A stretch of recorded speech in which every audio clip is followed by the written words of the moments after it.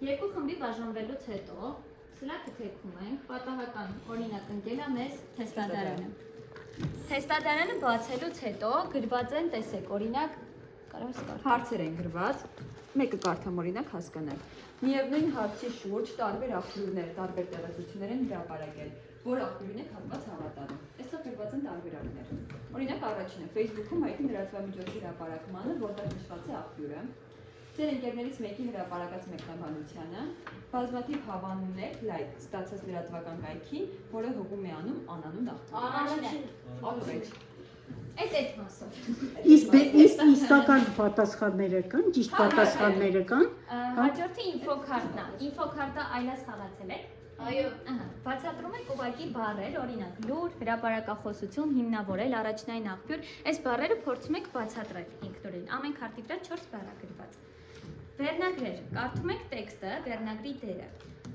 Տեքստը կարդալուց հետո յուրաքանչյուրը գրում է տվյալ տեքստի համար ինչ-որ վերնագիր, որը որ ինքը կուզենա։ Վերնագիրը գրելուց հետո ում ավելի շատ հավանության արժանացավ, ստանում է գրիչ։ Ու հետևաբար ում գրիչները ավելի շատ եղան, ինքը հաղթող։ Եվ ամենավերջին Ոնց որ Զենֆիրայի թղթերը։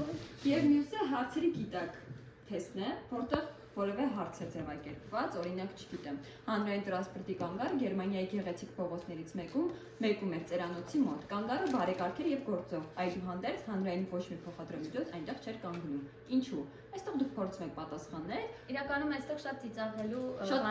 պատասխաններ կան ու հակառակ կողմում արդեն գրված է լինում ճիշտ պատասխանը։ Կարող է փորձեն իրանք պատասխանել։ Ուրեք հարցը մի անգամ հստակ կարդամ։ Հանրային տրանսպորտի կանգառը Գերմանիայի գեղեցիկ փողոցներից մեկում էր ծերանոցի մոտ։ Կանգառը բարեկարգ էր եւ գործող, այդուհանդերձ հանրային ոչ մի տրանսպորտ այնտեղ չէր կանգնում։ Ինչու՞։ Քանի որ ծերանոցի մոտ Բացերերը չպետք է նստեն ավտոբուս։ Առավել եւս որ ծերանոցի մոտ։ Իմ կարծիքով։ Հիմա կարդում եմ պատասխանը։ Կանգառում կախված էր այդ ճանապարհով անցնող տրանսպորտի ձևական ժամանակացույցը։ Ծերանոցից փախչելու փորձ անող ծերունական մտավոր խնդիրներ ունեցող հիվանդները գնում էին կանգառ եւ սպասում իրենց ավտոբուսին։ Երբ աշխատակիցները նկատում էին, որ ինչ որ մեկը բացակայում է, գնում եւ հետ էին բերում նրան կանգառից։ Այս անգամ